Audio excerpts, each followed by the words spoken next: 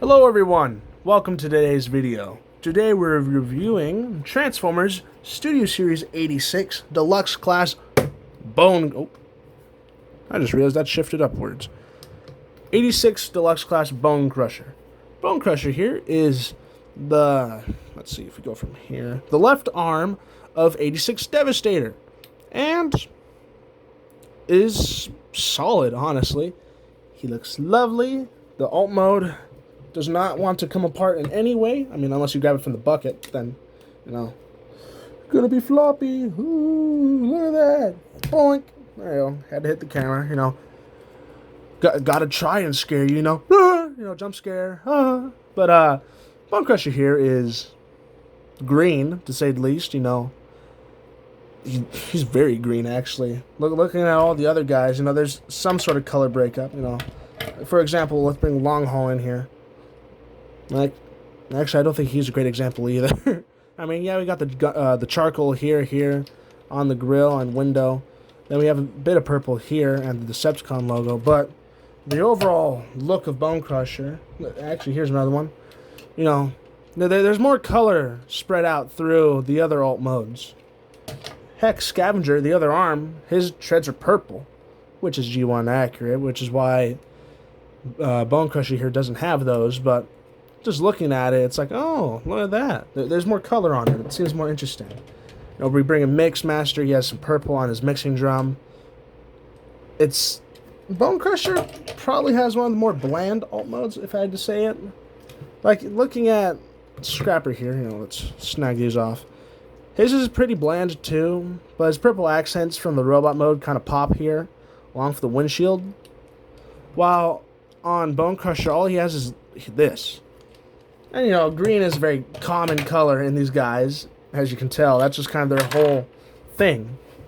Looking at Bonecrusher here, though, it's really just laid on thick. It's applied everywhere. Well, it's not even applied. That's just what he's made out of, actually. He's just green plastic. The only colors are his Decepticon logo, his gun, the bit of his head that you can see sticking out here, and then the front here. Besides that, there is silver on the treads, I'll give him that. But besides that, that's kind of it for colors. It's all just green. He doesn't roll either, which, that sucks, but, what you gonna do? Slides decently, though. Put him on the little turntable, spin him around, showing him off to everyone, because, why not? Look at him, though. He's nice looking. He has some nice sculpting work on the side of this engine block. You have some beautiful tread detailing here, just on the treads, but also the wheels that help roll the treads. The silver accents here are nice. Back end of the alt mode's actually really clean. We have some, I want to say, rear end lights. Front of the alt mode, it's got its bucket, looks nice. Side of the alt mode, same thing, just this side.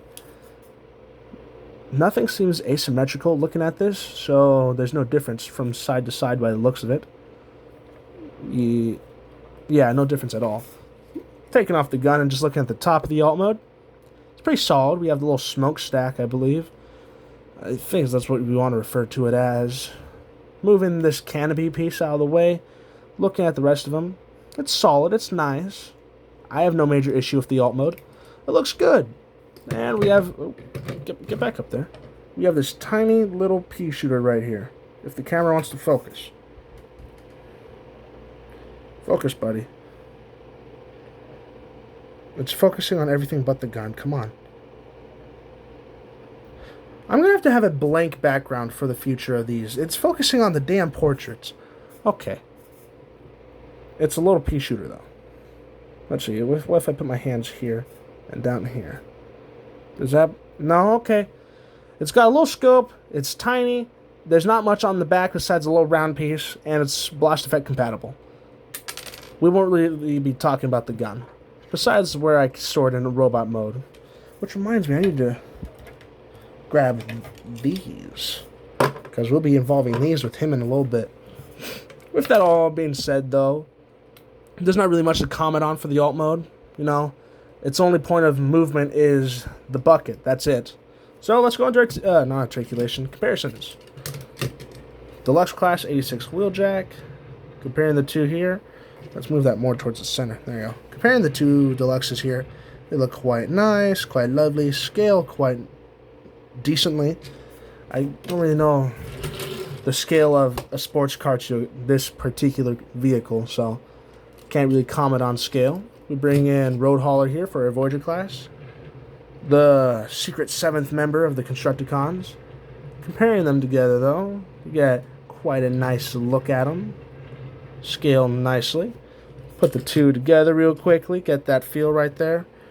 Get you lined up. There you go. That's how he looks. Looks lovely. Snag this. Bring an 86 Sludge. Give those a little... Oh, okay, there goes... Okay, you know what? Oh, did something fall? Oh, no! Okay, I'll pick that up. 1 second. Slimer's back fell. Come on, get over here. Alright. Got it. Okay. Spin those on the turntable. Looks quite nice. Just your basic reference for leader class. My desk is slowly getting more and more messy with every edition. And since I'm keeping all the Constructicons up here till I combine them to Devastator, this desk has been getting a little more, well, less clean to say the least. A little more cramped, that's the word. Putting Bonecrusher right here. Just kind of gives you a feel of the scale. There you go. So yeah, that's the scale. Snag you, send you back. And with that being said, let's go into transformation. So let's do that. First thing you want to do is come to the sides of this vehicle and pull out the treads from both sides without moving this piece. And then moving them downward and kind of just pushing on this lower half. This will unlock the knees, because if you don't, then the knees are just straight like that. Then do the same thing on this side. Just like so. Flip down the heels and toes from each side. Then you want to take this black piece, kind of just move it out for now. Pull this down. Grab these and just pull them outward and up. Flip this piece back now, kind of like this. Then flip this hood all the way up. Flip this head up. Then just kind of push everything up like that. Then you untab this. There's a tab right here that goes in this slot, like so. Then you just push up the bucket. Move the head up. Kind of adjust this stuff back here how you see fit. Grab the arms. Pull them out and rotate the lower arm. Oh. Same thing on the other side. Rotate. Then fold down. Down. Then you could just take the gun here, plug it in on the back, or put it in his hand. Personal preference. But looking at Bonecrusher here, he's goofy looking. Let's just be honest. He looks like how I think someone with the title of Chud would look like. He's very chubby. Or I guess not chubby. Chubby's not the word. He's very pudgy, kind of. It's a very squat looking figure. But the arms do not really scale well with Bonecrusher here. Is it perfect? No, but it is endearing to me. And one reason why I really like this is the compatibility with these. Now, I'm going to show you something that I love to do. I like to take these. Don't mind the material in there. That's super glue. That's so Devastator could hold his gun. I'll talk about it in Devastator's video. Then you just flip these out. Then, due to how flat his forearms are, they actually plug in perfectly to these ports. So you just kind of line up and plug them in. And you just give him giant gorilla hands, basically. But since you're not covering up the elbow, you still have pretty much all of the basic points of articulation.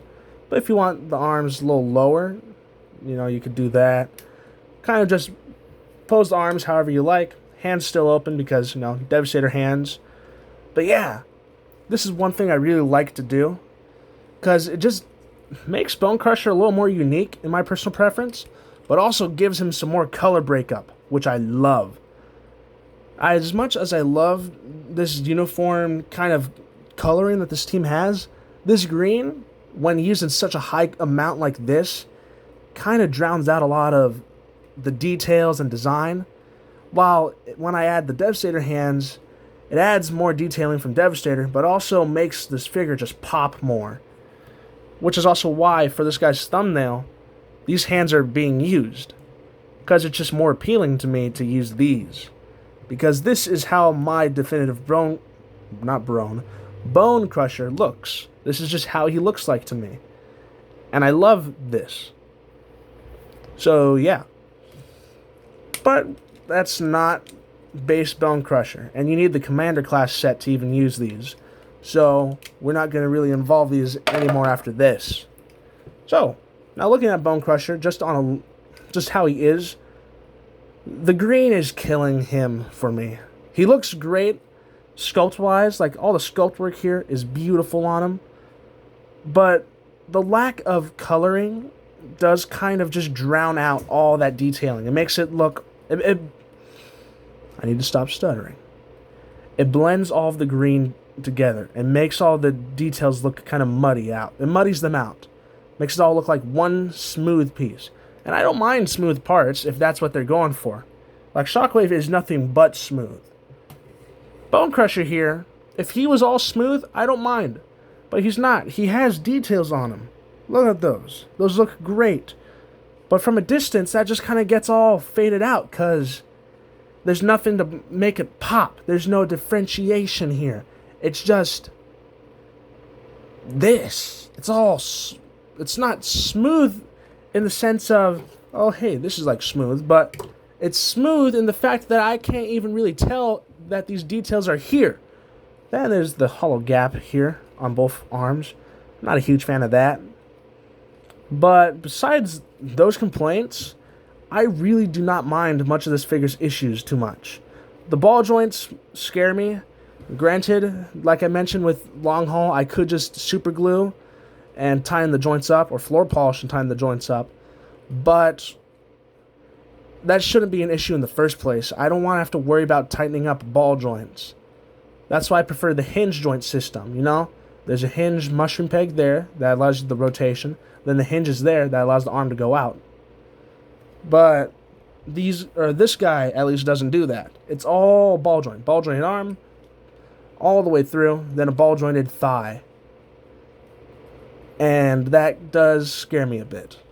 Because if that gets loose, then he's not going to be able to really pose well or look good. But that also calls into question, like, why you're buying these. And most people don't like Bonecrusher or Scavenger because, granted, their figures are really weird. I don't like Scavenger just because of how he looks, and he feels great, but he poses really weirdly. And Bonecrusher is no stranger to that, too. That's why I use the gauntlets, like I mentioned. The gauntlets help improve my thoughts and feelings for this figure immensely. But taking him at face value here, he's decent, but he's not as good. If I didn't use the gauntlets on him, I feel like he would be much lower on my list. Scavenger would be 6, Hook is 5, Mixmaster's 1, Long Haul's 2, Scrapper's 3, Bonecrusher would be 4, but if I remove the gauntlets from him, that just put Bonecrusher at 5 and Hook at 4. Which, you know, I'm not a huge fan of Hook. I'm not a huge fan of the upper body. I'm just now realizing. I'm not a huge fan of the Hook. I'm not a huge fan of the arms. They feel the most compromised out of these three figures. Because I do feel like we could have done more with Bonecrusher here. We could have done more with Scavenger. I feel like we could have done a little more with Hook. But overall, the set's great. But that's not what we're here to talk about. The set, we'll talk about in Devastator's video. We're talking about this. And this is decent too. But with all that kind of complaining out of the way, he has a bit of a backpack. Heads up, if you buy this figure, make sure the piece goes on like this, where this stopper fills in this spot. Because if you try it the other way, it's gonna get stuck, and you're gonna have to really force it out. Like if I put this here and I push that up, I had the worst time in my life getting this out once I slid it all the way up. It is supposed to go the other way. You want these sliders right here, these gaps, you want them at the top. Oh, or you could just, you want the peg on the other side. You don't want the peg facing this way when you're looking at this figure. You want it facing the other way. Because if you don't do that, it's just going to be the worst experience of your life taking this thing out. Oh, man. Excuse me. I put this on wrong, and it genuinely sucked trying to get this off and putting it on right. I had to use a hammer, you know? I had to have one edge over the table, then the other on the table, and just, you know? Granted, I'm happy that didn't leave any marks on these parts, by the way. I would not have been surprised if there's marks left. None. No stretch marks, none of that. This piece is relatively just clean. No scratches or anything, which surprises me. But you know what? I'm not going to look a gift horse in the mouth here. I'm happy that my figure came out unscathed after that experience. But he does have a bit of a backpack because of the whole elbow joint situation with Devastator. You know, we'll grab this, plug it in right here. Oh, right here. That was meant for scavenger. But, you know, you're looking at that there. It's like, oh, that's neat looking. But, yeah. With that all being said, that leaves articulation, scaling, and final thoughts. So, figure can look up this far because of the hinge that his neck's on, and down that far because of the very same hinge, and can turn. As this head does not feel like a doesn't feel like a ball joint. It feels like a mushroom peg joint. So, down and upward movement is because of the hinge that it's on. Rotation at the elbows. Arms go out that, not elbows, shoulder. The shoulders can go up that far, or arms can go up that far. Damn! And can go all the way around. 360 rotation at the bicep, and slightly past 90 degrees. There is a waist swivel on this figure, right here, but it's locked in because of this hinge piece. So it's kind of just gone. But if you finagle some parts around, there's also an ab crunch that you could use. So if you kind of just work around that a little bit, it takes some working around, but if you find ways to work around it, you can get poses that utilize the ab crunch a bit.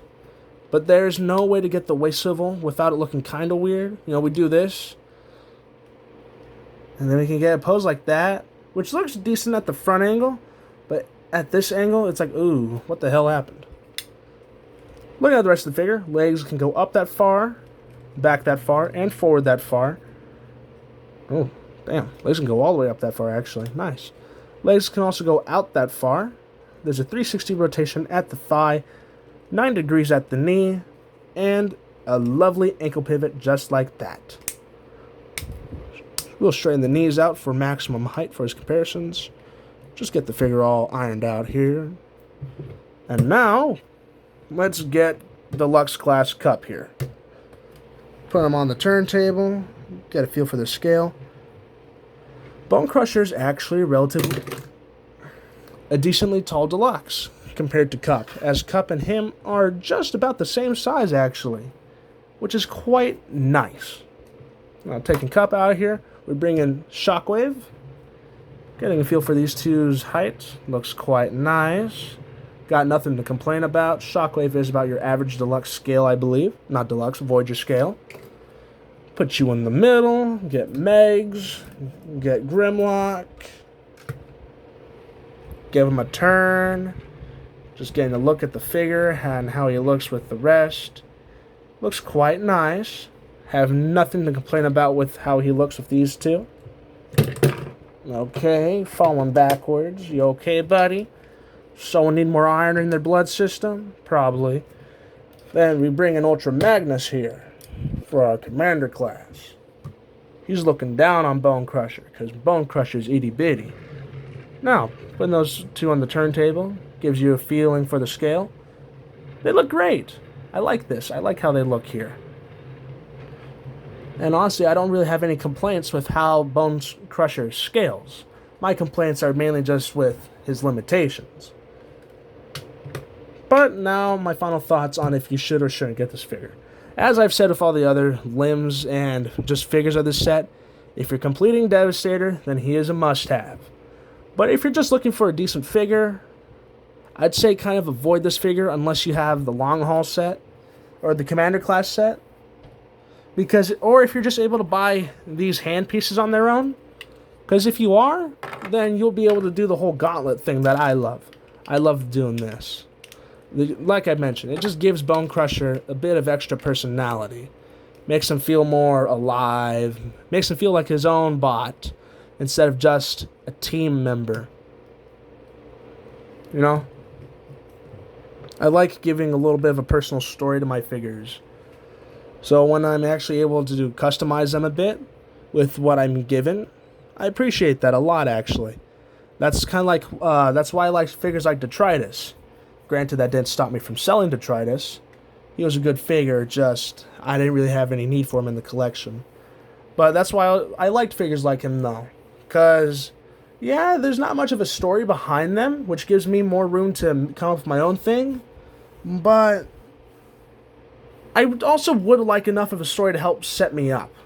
So with Detritus, I just kind of used him as a bounty hunter kind of character. You know what? He did a good job as that. And now that's what I use Lockdown for, which is why I sold off Detritus. Because I got Lockdown. But yeah, looking at the figures, looking at Bonecrusher, final thoughts. Decent figure, great? No, not by any means. But if you're able to find him for retail or lower, I'd say go for him. He's not bad. I'd honestly recommend him at retail. But that is also if you have the gauntlets. Because if you don't have those, or if you're just looking... Sorry, my sister just came in. She was asking me where Grandpa was. She's been sleeping all day. I don't know why. Well, I do know why.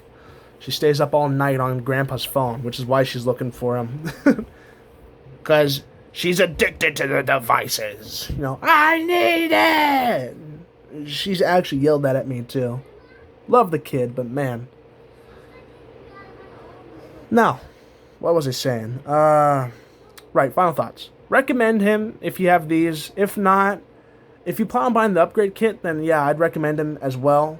But him on his own, unless you're looking for a decent background figure. But besides that, that's about it. So, as I just said,